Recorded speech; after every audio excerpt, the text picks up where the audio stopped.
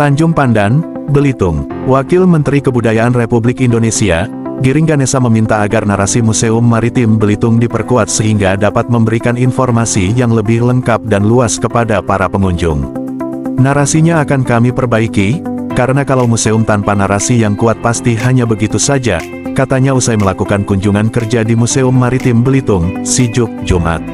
Wakil Menteri Kebudayaan Giring Ganesa melakukan kunjungan kerja ke Museum Maritim Belitung, Desa Budaya Batu Hitam, dan Museum Maritim Tanjung Pandan.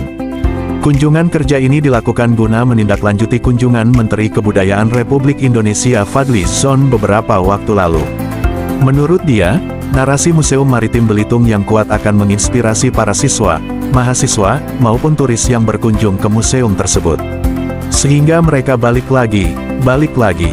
Jadi tantangan kami yang pertama adalah bagaimana memperbaiki dan membersihkan yang rusak-rusak di kawasan Museum Maritim Belitung, selanjutnya memperkuat narasi, ujarnya.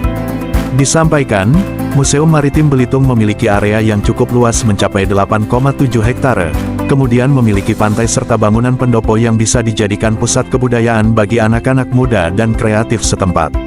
Mereka bisa mengisi pendopo-pendopo tersebut dengan kegiatan kebudayaan dan kreatif, katanya. Giring menambahkan, Belitung dari dulu menjadi lokasi atau tempat penambangan biji timah serta menjadi pusat perdagangan dunia. Pada pedagang berhenti di Belitung selama 6 bulan sambil menunggu angin untuk pulang. Hal-hal ini harus kita narasikan dan generasi muda harus tahu bahwa Belitung dulunya adalah pusat ekonomi yang besar. Hal-hal ini harus dinarasikan agar anak-anak muda di Bangka Belitung bangkit bahwa mereka berasal dari sebuah pulau yang luar biasa, ujarnya.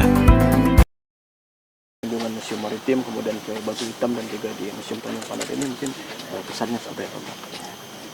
Yang pertama, senang sekali bisa pulang kampung ke tanah Laskar Pelangi. Yang kedua, memang ini adalah kegiatan follow up karena kan sekitar seminggu yang lalu seminggu atau 2 minggu yang lalu kan Pak Menteri sudah kesini. Pak Menteri meminta saya untuk mengecek langsung Museum Bahari karena Museum Maritim Museum Maritim karena Museum Maritim memiliki potensi yang besar, cuman memang belum kita maksimalkan. Kita bisa di sana gedungnya sudah bagus, tapi memang harus direnovasi lagi. Kontennya sih yang paling penting ya. Di sini saya bersama Pak Agus dari BPK 5. Memang di 2 minggu ini saya lagi fokus di Bangka Belitung dan minggu depan saya langsung ke Muara Jambi. Karena alhamdulillah Muara Jambi sudah selesai per 31 Desember pemugarannya, dan kita nanti di 2025 banyak sekali fokus juga untuk mengembangkan bagaimana menarik lebih banyak lagi ilmuwan, terus umat Buddha dan juga pariwisata ke Muara Jambi. Nah di sini juga bersama Pak PJ, Pak Deksa dan Pak Sekda, kita juga banyak membahas mengenai isu penerbangan yang tidak sebanyak sebelum COVID. Nah ini juga sangat berdampak ke pariwisata. Tadi Ibu juga menjelaskan bahwa sebetulnya loading penumpangnya itu selalu 80% di atas. Makanya nanti saya akan sepulangnya saya ke Jakarta dan juga nanti setelah tahun baru, setelah saya pulang dari Muara Jambi, saya akan mulai bergerilya, karena kan saya juga punya hutang budi besar pada Belitung dan juga Belitung Timur, karena berkat inspirasinya dari novel Laskar Pelangi bisa menciptakan lagu Laskar Pelangi, dan itu kan merubah hidup saya juga sampai akhirnya sekarang menjadi Wakil Menteri Kebudayaan. Jadi saya banyak hutang budi, kita akan kolaborasi banyak dengan pemerintah daerah dan bagaimana meningkatkan lagi lebih banyak pariwisata ke sini, karena kami yakin bahwa kekayaan alam dari Bangka Belitung memang luar biasa, tetapi juga ternyata ada sesuatu yang sifatnya lebih long lasting, yaitu pariwisata. Mas Wamen tadi soal museum maritim kan juga ini Gatal juga nih rambutan nih.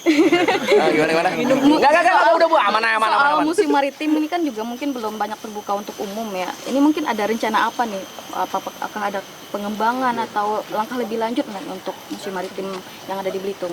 Ya, kemarin kan Pak Menteri sempat ke sini dan karena waktu itu disingkat ya Pak Agus ya. Jadi karena waktu jadwalnya padat, makanya beliau mengirim saya ke sini untuk lebih detail. Tadi sudah saya catat satu persatu. Yang jelas yang pasti akan kita perbaiki nomor satu adalah narasinya. Ya kan?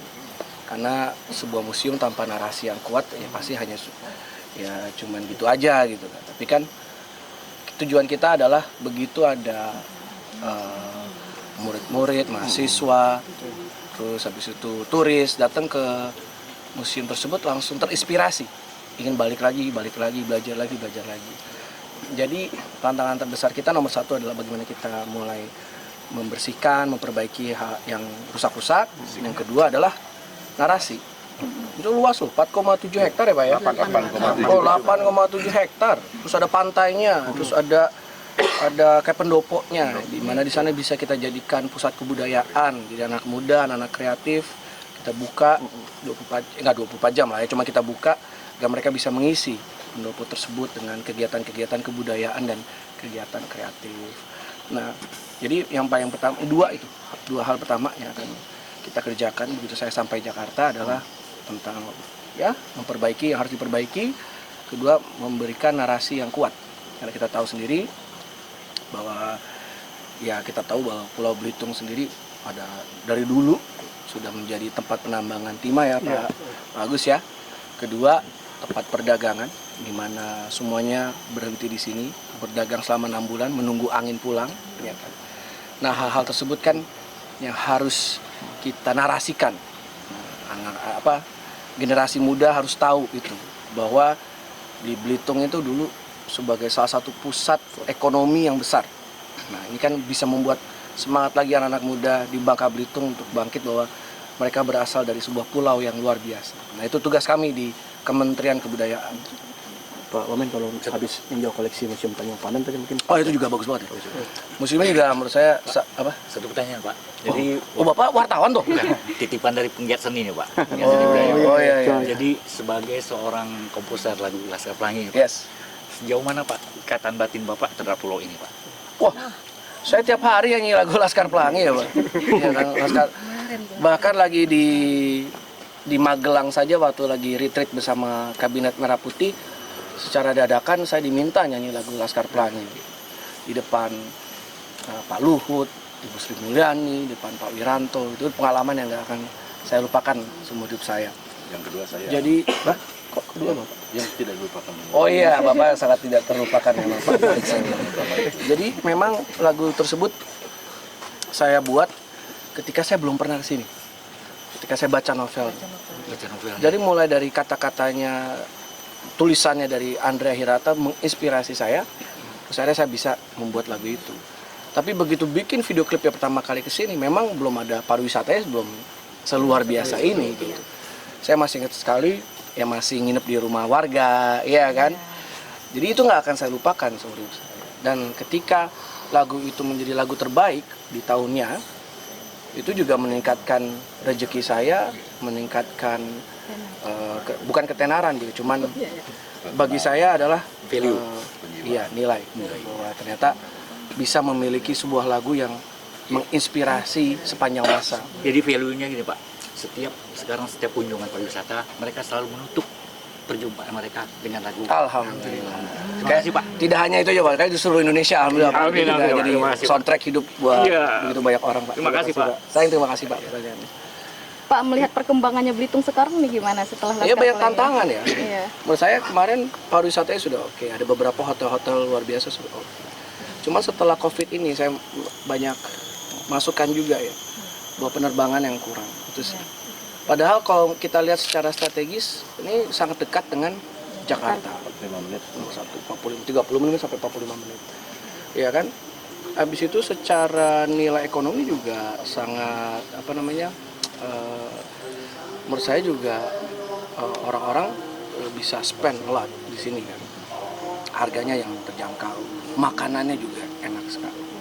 budaya masyarakatnya luar biasa, sejarahnya luar biasa. Kita tidak tahu apa yang terjadi, cuman saya akan cari tahu nanti kenapa tiba-tiba penerbangan ke sini kok jadi berkurang drastis. Kuncinya dari penerbangan. Kalau kuantitas penerbangan lebih banyak, habis itu kita bayar. Mudah-mudahan nanti bersama BPK 5 kita bisa bikin banyak event kebudayaan. Kita mendorong lagi sinias-sinias untuk membuat film di sini, ya kan? Mungkin nanti ada festival musik dan yang lainnya. Bekerja sama dengan pemerintah daerah, saya rasa nanti pelan-pelan akan naik lagi. Gitu. Ya doain lah, itu tugas besar kami di Kementerian Kebudayaan, di mana nanti kan berkoordinasi langsung dengan Kementerian Pariwisata dan lintas kementerian.